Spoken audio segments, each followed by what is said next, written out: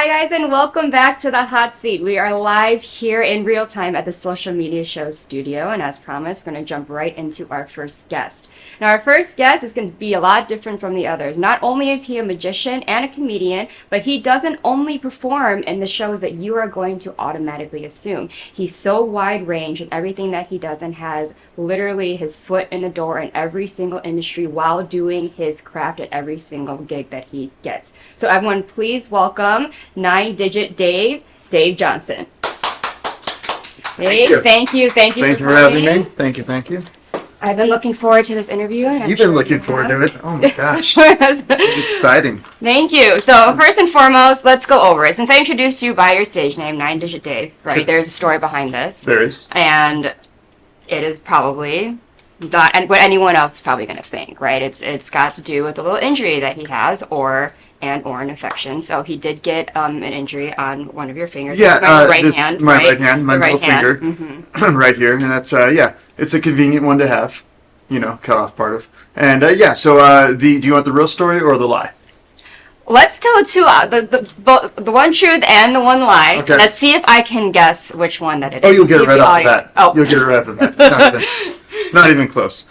So one story is that I've been here in Las Vegas for 20 years, and I've gotten caught cheating at all the casinos, every single one, thrown out of every single one. With me being a complete derelict, I have to go and start gambling at people's house games, back rooms. There, if they catch you cheating, sometimes they're not so nice. Sometimes they'll grab a knife and try and stab at your hand as you're collecting the winnings. True story. If your name is Dave and you don't get out of the way in time, you can become a 9-Digit Dave. My downstairs neighbor Derek is now 9-Digit Derek. We don't talk anymore. It's kind of a sore subject. Okay. So that's story number one. Story number two is my wife owns a balloon decor company called Vegas Balloon. And so I wanted to go ahead and make her an open air photo booth that people can use to take their photos in front of her balloon backgrounds and garlands and decor. And so I said, let's go ahead and make one out of this reclaimed desk that I found on Craigslist for free. And so I was using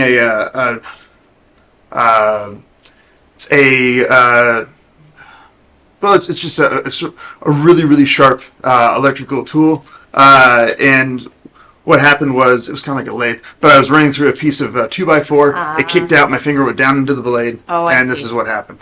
I see. Yeah, so which one's the true story? I'm going to guess the second one. Yeah, you're right. I did second construction when I studied theater in college, so I know exactly if you don't, keep your hand all over here, you're going to be, it goes zzz.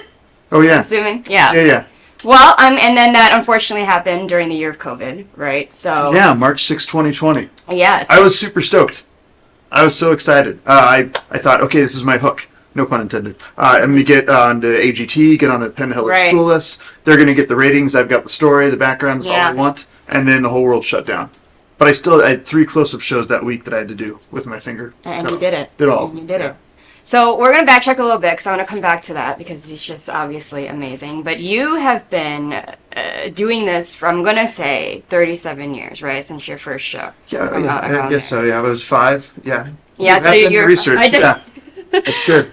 Yeah, so you've been doing this long, and so now you told me that you started at the age of 5, correct? So what was the mindset of Dave Johnson at age 5 that really started to be like, I want to perform, I want to do magic? So I grew up in Central California, in Modesto, and so we were very close. We're the closest, I guess, to Reno, Nevada.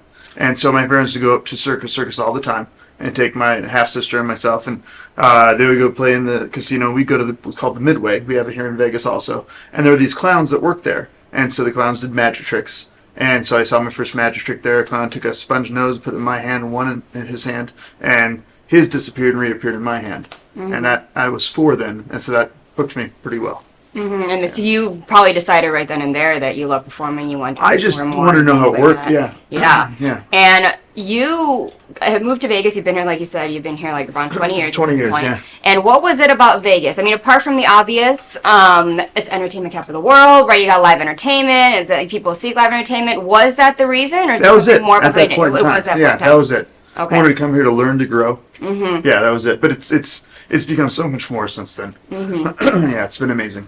And how do you think that you've grown with how Vegas has grown? Have you been able to acclimate to the time change, how things have adapted in regards to what people want to see, right? What's available on the strip or around, and then also the development of more magicians and more comedians and having it be so saturated, right? There's a lot of options. It's very saturated. There's 500 right? magicians in town. There's only about probably a dozen or two that do what I do as far as going after the corporate clients. So that's nice. But yeah, as far as ways things changed, it's a lot of building. There's always more opportunity, and it's been good for the business. I've had other jobs. I worked at the Rio from 2004 to 2009. Worked in the Players Club. I've had jobs where I drove for Uber or Lyft. I had a job where I was a substitute teacher for about 3 years. But it was all the gig jobs where I can make my own schedule and still be able to take the gigs that I wanted to take. So. And were you able to do that by yourself? Like you came in with like a hustler mindset and you were able to market yourself and do this as like a one-man band? Or did you have prior knowledge of going through the typical industry, you know, you get agents or get managers? I'm not too familiar with magic and comedy, but I'm assuming with live performances, there's people that do gig events that will contact you, etc. Yeah, so you got to get to know all the DMCs. The destination management companies, the event planners, the entertainment agencies, things like that. Those are very important people to get in with and to cultivate your relationships with, obviously. As far as when I first got here, I started off as the opening act for a hypnotist here in town, and a guy named Michael Johns, and we were over in this curtained-off corner over on Flamingo and Las Vegas Boulevard. It's a little small casino called Bourbon Street. And so, and that was fun. We were, working, I think it was 3 or 4 nights a week for about 8 months. And then I got to work with a guy named Gallagher for a while. And then from then, I, basically in 2014, I moved on to mainly doing corporate events. And that's where things really kind of picked up and took off. So I mentioned a little bit before when we were waiting to start the live show that he's probably the first magician that I've met that actually has talked about doing corporate events and doing things like that. That's open about it, at least in my experience. You know, everybody, and I will be honest, everyone wants to, have their own residencies. Everyone does, things. They want to say that they perform in this grandiose theater. But, you've been very genuine and upfront about what all the different gigs that you do. So how do you feel that corporate would differentiate from sort of just saying, oh, I want a residency? Because you seem very proud in doing all live events and corporate events, correct? Sure. Yeah, as far as the way it differentiates, the guys that are on the strip and off the strip, they've got a show they do either once a week or, 5 days a week or whatever it is, and 7 days a week in the case of Jerry McCambridge. And so, and they're going to work every day, and they're, grinding it out, and they're amazing magicians and entertainers. They're fantastic. The corporate world is basically different groups coming to town, organizations and things like that, and they need some entertainment. Last night I did a show over at the Palms that was, I think, 2 or 2.5 hours of walk around magic over at the Ghost Bar. And it's a client that I've had for the last 7 years.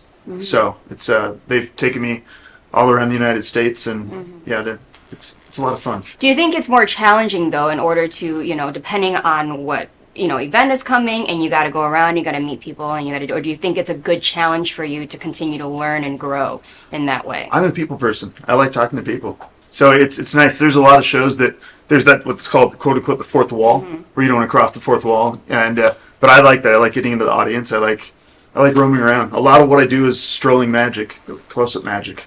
So you also are a comedian, on top of being a magician, and you, as far as I'm concerned, seeing some of your work, it's just you on the stage or you presenting your magic to the people. And so what would you say differentiates you from everyone else that would say, oh, I also do comedy, I also do magic, I also have a show, and I do all the same things he does? But why do you think you're successful? I think it all comes down to the personality of the person. There's a lot of comic magicians here in Las Vegas. There's Mike Hammer over at the Four Queens. There's Adam London, who's a very dear friend, over at the Orleans. There's the Late Night Magic Show, also at the Orleans as well. Everyone's got their own different personality. There's a lot of the routines are really going to be the same routines or the same tricks when everything's, all the paint's taken off. But it's the paint that you put on top of it that makes it seem different. I think that's really what's most important.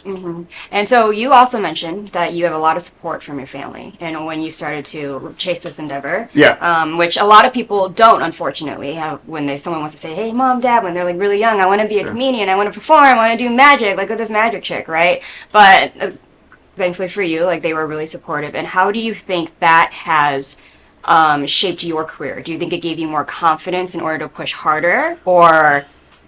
So it's a great question. I came from half of my family was all entertainers. Okay. So my uncle played in a band in Modesto called the Rats, and they got to open up for the Rolling Stones back in '65. And my mom has been a singer in a group called Sweet Adelines for over 50 years, and she's a choreographer for this big women's chorus of like 90 women. It's that Okay. has helped out a lot. On my father's side, they were all businessmen and women. My grandfather went to Princeton. My grandmother went to Mount Holyoke, one of the Seven Sisters colleges. My dad went to Lewis and Clark. My dad became an attorney, and they had wanted me to go to a nice college, and I wasn't really in favor of that myself. I wanted to go out and start working, and so I took a couple of years, and I went to Sacramento State, and then a couple more years at the local community college there, and then I went to school out here in Nevada for a while. So I'm a culmination of everything put together, I believe. So Yeah, that shapes it. Business and entertainment is you have to know both. Yeah. Especially if you're an independent, which you are. yeah, my wife does help out with the show. There's a show called Pink Time Magic we do together. It's called Pink Time Magic: Cynical and Senseless Sorcery. All I can say is I'm the cynical one. And so yeah, but that's another comedy magic show we do in case they want a two-person act. Yeah, and you actually taught your wife a little bit because she wasn't in part. Wow, you have done so much research. Yeah, so I taught her a little bit. I helped her out with getting her business off the ground, Vegas Balloon. But as far you're talking about the magic, Yes. teaching her some magic. Oh my gosh, you dig deep. So right before we got married, we got married in 2016, and so there was a organization that called up and they said they wanted a trade show magician. And I said, here's my rates. And they said, well, we can't really afford that. And I said, well, I'll do it for the rate you can afford, but if I get another call for the same slot of time that they're willing to pay me rates, I'll reserve the right to go and substitute in somebody else. And they said, okay, that's fine. And so sure enough, actually the organizer of the convention called me up and said, we'll pay your rate. So I still had to find another magician to fill in this other spot. We were getting married, I think, a month later, and we had no money at all. And so they said, well, we just want someone to do card tricks. It was the ones that had the first phone call. And so my wife said, well, I could learn some card tricks, some self-working card tricks that take no sleight of hand. And I was like, I don't know if that's a good idea or not. I talked to my mom about it, and my mom's like, yeah, send in Ronnie. She can do it. She's, a delight to be around. And I said, okay. So I taught her, I think I taught her 9 self-working card tricks, ones that were really easy for her to do. And then we brought in a bunch of people to watch the card tricks and to rate which ones were their favorites and which ones they didn't like. And we fed them spaghetti dinner and everything. So and then she ended up working one of the booths. I worked at the other booth, and we had all this, the money we got from that for our wedding. So That's amazing. It's meant to be like that. Now you guys can perform together. Yeah, And I'm yeah, sure it's yeah. built her confidence up in order to do that alongside you, of Sure. course, and also be supportive at the same time. Sure. Now, you are also a master, actually, at sleight of hand, correct? And that's something that you also had to reteach yourself after the injury. We're going to go back to the Yeah. injury. First and foremost, I had a thought. Sure. Did you have a stage name before this had happened? I did, apparently. Look at that. Yeah, so yeah, it was my first and my middle name, David William, is what I went by. Okay. Yeah. Okay. Because Because this all happened in 2020, so I'm like, okay, Yeah. you've been doing this way longer than that. So. so I started Yeah. off as David William, my first and middle name, and then everyone's like, who's David William? Just stick with David Johnson. So it became Dave Johnson, and now it's 9-digit Dave. So And so I want you to tell the audience a little bit. So you mentioned that you had some shows and you didn't want to break those contracts even though you got injured. So you're like, I gotta reteach myself real quick. So how was that process for you? Was it frustrating? Were you motivated and you? There was very little that I had to reteach myself. I just had to make sure that I could still do the things that I was doing. One of the routines that I do that I travel all around to do is I make the company's name appear on the side of a deck of cards. And I do that by shuffling the cards very meticulously together, and it's a shuffle without any flaws. We'll say it's a perfect shuffle. I've been told that only about 5% of the magicians can do this and do it without fail every single time, and I guess I'm one of them. But I've done the routine probably around 20,000 times because I used to do it at restaurants as well. And so I cut off part of my finger, went to the first hospital in Henderson, which does not have a trauma center. So they said, go back and get what you can to see if they can reattach it. And when I was there getting that, which a friend of mine, Chuck, was so nice to come over and gather all the pieces together, I also grabbed a deck of cards to make sure I could still do this perfect shuffle because I had 3 different gigs later on that week that I had to go ahead and put the names on the side of the cars. My wife ended up writing the names, but I was still able to go and do that. We were driving to the second hospital, and I've got a video of myself making sure I could still do this shuffle. It was this finger, and this thumb, because this finger was cut open and this one was cut off, part of it. So. And obviously, you're also in pain at this time, so it's not just like, he's bandaged, he's in the healing process, like it's happening in the moment. Yeah. And that probably helped your healing too. Like your body's like, the adrenaline's probably like, I gotta get it going. So it's like, oh, well, Yeah. That's absolutely amazing. So congratulations to you. And Thanks. I'm pretty sure now you're like, that's a special skill. Now I know I can teach myself something new, and whatever happens. So another thing I want to bring up. So you also have people coming to you to help them kind of be instructed on how to do magic. And you did mention prior to the show that they're not people you would think that are coming to you for those. So how did that start, and what are you learning is the most common thing that they're asking to learn? They want to learn how to do card tricks. Okay. It makes sense. Out of all the different subjects in the world, all the books that are written in the world, there's more books written about magic than any other subject there is. And a majority of those are about card tricks. So it makes sense. They want to learn card tricks. They want to learn sleights, how to make a fan, how to do a one-handed cup, different flourishes, as we call them, things like that. And a lot of them end up being dancers that are looking to go ahead and get into different forms of entertainment.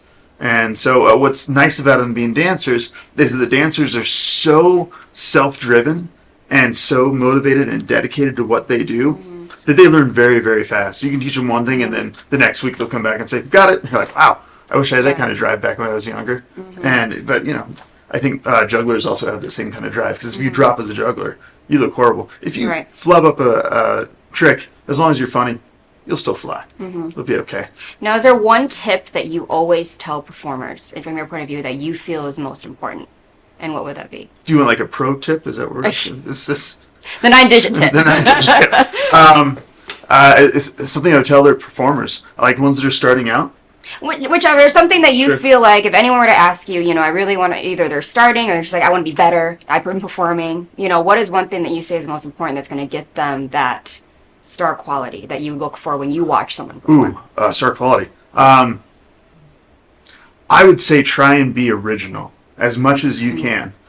Before I said there's not a lot of original routines. That is true. There are still some very, very creative people out there, and there's a lot of them that live in this town. Kevin James, amazing. A good friend of mine, Bizarro, absolutely amazing. These guys come up with all of their own stuff, and they're just the top notch there is. So try and be original.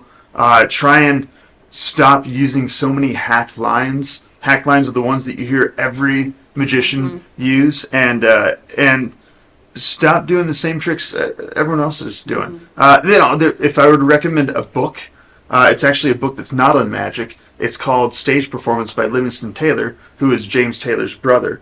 And it's written for musicians. It's from the Berklee School of Music. But that's probably the best book I've ever read. And that helped me out a ton. So. Yeah, and I'm sure that it's helped you, especially coming to a place like Las Vegas. Yeah. Right? You're going to need that and match up to what's already been here. There's a lot of good talent. Yeah, and I'm sure before too, and then kind of keep the spirit of Las Vegas alive. Sure. So apart from corporate, you also get the chance to travel all over the country. You just were in Chicago, you go to Southern California, you go to Ohio, you go here, there, everywhere. But then you also are able to go to a lot of big events. So it's not just corporate we're talking about, like the convention rooms, like we're talking like you were at the Super Bowl, right? You're able to do things live in real time. I'm sure you do a bunch of other high quality things. You do some red carpet stuff. So what is that like? And how would you say, what do you think has gotten you there? I know we talked about what makes you stand out, but what do you think really has gotten you to be in the presence of people that you probably have looked up to, or that you know of, or people know of, right? I'm not in that presence yet. I'm still on my way. But I think as far as what makes it happen is just not giving up. It's a long road. It's a real long road. But if you quit, you're never going to get there. And that's the main thing to remember, is that it gets really, really tough sometimes. But if you stop, you'll never make it. And so, but also, I also believe that success, a lot of people say, oh, success is based off of fame or fortune. I don't buy any of that. I don't believe in that. I believe success is based on how many stories you have when you get done with your life. Because your name is going to go away, no matter what. Even Houdini's name, it's going to die out one of these days. It's going to take a while because he did a great job with PR. But and also the money's not going to be there for much longer.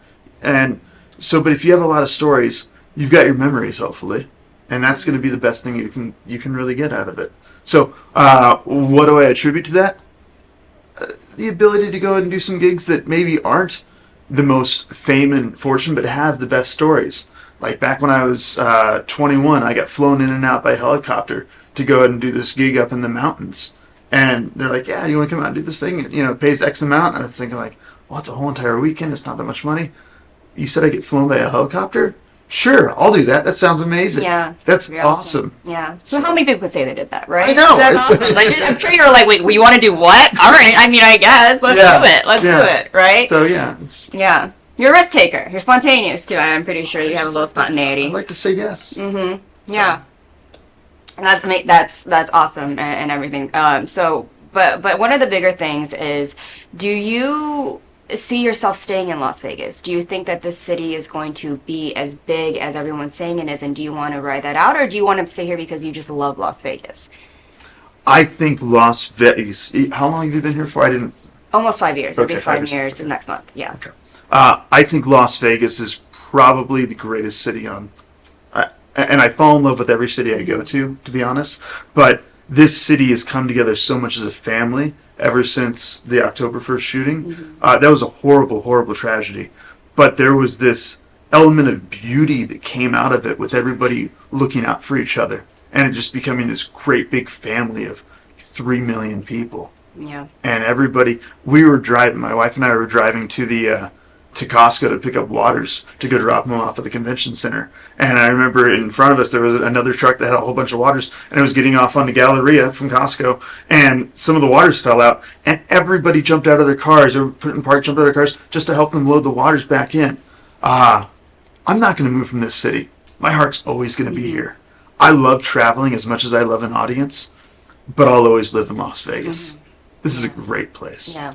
And it really is, but especially if you get to go out and experience things and then come back and understand why you love the place you live, right? I feel like you probably have something that's pulling you back there, right? And I feel like you probably have felt that, and that kind of tells you, oh yeah, that's the place where I need to be, at least reside. You probably get this from Chicago a little bit, I would imagine. Yeah. So that's a great city. It is, and also depending on what you do, though, everyone goes where they need to be in order to get their life's work or whatever their goals are in life. Chicago is where restaurant magic started out, I found out. Oh, really? Yeah, restaurant and bar magic all started in the city of Chicago. I can see it. And there's a bunch of restaurants that are built around having magicians there. Yeah. O'Donovan's, Shulian's, which became O'Donovan's. There's a bunch of places out there. And it's very interesting because for a long time, that's what I did for a living, was restaurant magic here in Vegas. And I had no clue that was all attributed to Chicago. And then you go there all the time. I got to go there and work the Chicago Magic Lounge. It was actually my first time there, and it was amazing. We went by Illuminati's Pizza, the original one. Made in 71, and there was a lady there that was working since 71. I think her name's Debbie,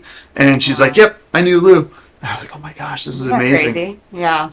So, is there a magician that you really look up to, and why? I like Matt King. Okay. A lot. If you say who's a successful magician, a lot of entertainers don't get to spend a lot of time with their families. Okay. Mac is able to go and do a show during the afternoon and is able to go home and spend time with his family every single day before the normal day is up. And it's fantastic. He's able to basically have a day job where he performs. I think that's pretty amazing. And he's incredibly funny. I sat in the audience one time with writing down how many laughs he got during the whole entire show. Wow, I told him about it afterwards. It was like 378 laughs over the course of 70 minutes. That's a lot. That's amazing. He's a very, very funny guy. And he's such a nice guy, and he's such a great magician also. He's probably my favorite. Yeah, well, that's great. I feel like there's similarities. I feel like that you probably can see yourself in him. Being very active with the audience, making them laugh. I've seen a lot of people leaving reviews on his LinkedIn. There's tons. Unique, amazing entertainer. Made us laugh. Made us smile. But I do want to ask though: is this your goal? Where you're at right now? Do you feel like I did it? I made it? And if not, what is that? When will that moment be? And what do you think that you would be doing when you say that I made it? It happens sometimes. Doing the job for the Super Bowl, that was a great phone call to get. They called up, and it was kind of like when they said we're going to fly a helicopter back and forth. I was kind of like, yeah, I'll do it. I don't even need to negotiate this. Just tell me what you want me to do, and I'll be there. This is a once-in-a-lifetime opportunity. Sure. So that's you have moments where you feel like you've made it. As far as feeling that I've made it, I believe that. So my wife and I, we don't have any kids, but if we end up having a kid, I think that a success in that situation is just being able to go ahead and live the life that everybody else lives by being able to raise a family, but to do it on my own terms, and that's by doing magic. Yeah. So Yeah. that would be making it for me, I think. Okay, amazing. And then one final question Okay. that I did want to ask. I know that you've done some research on me, so maybe you know what the question is. Is there a philosophy that you live by? Wow. I didn't do that much research on you. Philosophy that I live by. Yeah, I would think that philosophy is every moment is another chance.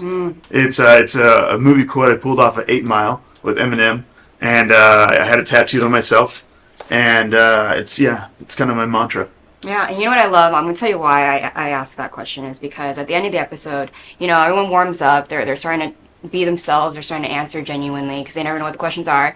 And then that one answer, either it's a sentence or a couple words, always sums up everything that we just heard. That's interesting. That makes And sense. it is, though. Like Yeah. you just said, and then how you also live your life and why you choose the jobs you do. Like, everything is new for you. You always want to say yes, right? So that's going to be something new for you, and everything is going to be a new story, a new opportunity, a new chance to learn, which I feel like is very important to you and how you go about your everyday life, whether it's work or performing or family, stuff like that. What's your philosophy? Because I didn't read it. I'm sorry. What is yours? I never wrote my philosophy. Okay. Well, Oh, you no, are right I'm now. being What is it? interviewed? What is it? Welcome to the hot seat. Oh my God.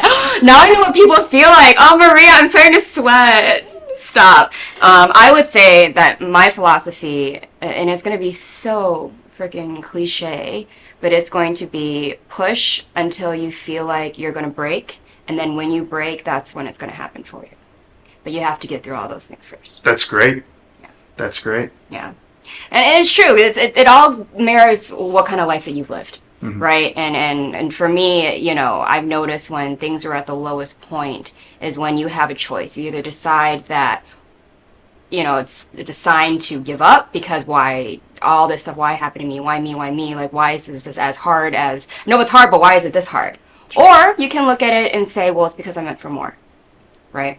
It's because I'm going through this because this energy, whatever is happening all the time, is just showing me that, like, this is who you are and this is what you're made for. So you have a choice. Whether to just, sulk and just be like, okay, this always happens to me. I'm made for something lower. Or is it because you're made for higher? And then it's trying to get rid of everything that you continue to allow. Whether it's certain jobs, certain people in your life, things like that. So that's how. Like it. Thank you. So I'm going to leave it to you. Do you have anything quick that you want to showcase to us in the studio and the audience as Sure. regards to your sleight of hand? What did I say before we started? I said, you said, oh, do you have anything you could show us? And I Yeah, said, you said it was up to you, and I said, well, I you didn't know, want to say, be careful what you wish for. All right, so yes, this is known as the world's most annoying coin trick. It's not the best coin trick you'll ever see. This might actually be the worst coin trick you'll ever see. Mm-hmm. It's based upon a story you might have heard before. If you have, feel free to play along. Answer as many of the questions as you can. That'll help speed things through. Mm-hmm. Do not try and stall or stop me, though, as that'll just prolong the antagonization, and nobody needs that. I use big words like prolong and antagonization to prolong the antagonization. Here we go. It's called Pete and Repeat. Here we go. Pete and Repeat. Pete and Repeat are walking down the street. A couple of coins. Pete's always on top. Pete fell in a hole. Who was left? Repeat. Repeat. Good answer. Thank you. Here we go. Pete and Repeat are walking down the street. A couple of coins. Pete's always on top. Pete fell in a hole. Who was left? Repeat. Yeah, very good. Pete and Repeat are walking down the street. A couple of coins. World's most annoying coin trick. Pete fell in a hole. Who was left? Repeat. Very good. Pete and Repeat are walking down the street. A couple of coins. Pete's always on top. Let's see. Pete fell in a hole. Who was left? Repeat. No, we're done. I'm sorry. He's done repeating. It had to finish sometime. It had to. 6 more phases. Oh, then goodness. we focus grouped it. Everyone said, please stop now. We're done with repeating. Done. Pete's done with the repeat. Repeat's Yes. done with repeating. Well, everyone, 9-Digit Dave, and I'm glad you all know the reason why 9-Digit Dave. You can't forget it now because there's a story behind it, but thank you so much. Joiner planer was the tool that got me. I'm sure Yeah. you found some funny ways to use that digit because it's the perfect finger to just come up with some funny things. I don't understand what you're isn't it? saying. Yeah, oh yeah. But you know, I think Yeah. we're trying to keep it a little bit, but you know, all you know, the middle finger, right? I'm sure. Well, it depends how much I'm angry. Yeah, you bet. Yeah, So, yeah, and people be like, wait, what am I seeing? You're like, ha. I'm sure you've done some really funny things with that. But thank you so much. I hope you had a great time here. It's your first time on the hot seat. I'd love to have you back. Love to be Spill here. some more of your truth and your knowledge and your wisdom with us. I think that Thank you. this has been one of the most endearing conversations and wise conversations that I've had in some time because, you know, very insightful person. Everyone, give a round of applause for 9-digit Dave. He's got Instagram. He's got his website. If you want to name your handle and also your website and where they can find you. 9-digit Dave, all spelled out. NINEDIGITDAVE. Instagram, everything. Yeah. Yeah, and there's a link tree. He's got all his links Yeah. on there, including his EPK if you're looking Oh, for oh, comedy. yeah. Oh yeah, a lot of comedians are talking about their EPK, and I was like, there it is, right there. But amazing job, thank you so much. And is there anything that the public can see you doing upcoming? I know you've got a lot of upcoming corporate shows, but anything people can come to see your tickets? I'm going to be at the Downtown Comedy Lounge Okay. on April 19th and 20th. Okay. That's at Neonopolis. Okay. Downtown, yeah. Yeah, Neonopolis, downtown. Downtown's a bustling place. If you guys want to go see some live comedy, live performances, 9-digit Dave's your guy. You can't miss him. Just It'll be look at fun. the finger, look at the hands. Thank you so much. And when we come back, we're going to go to our next guest. So be excited for her because she's going to be fabulous.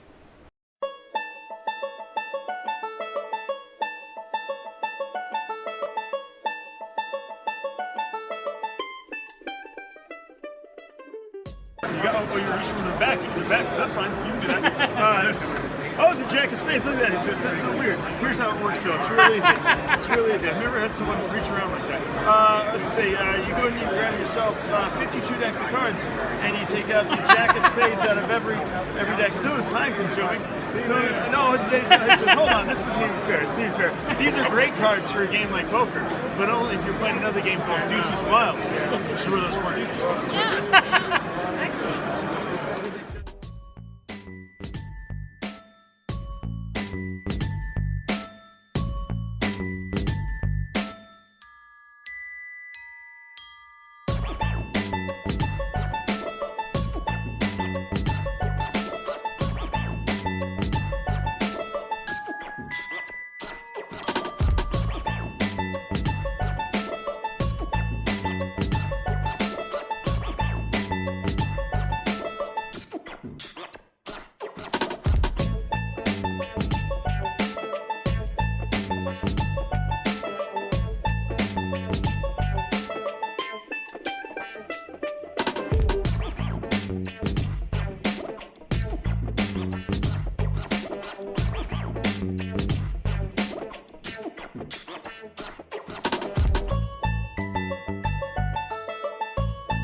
What sport does Rhino play?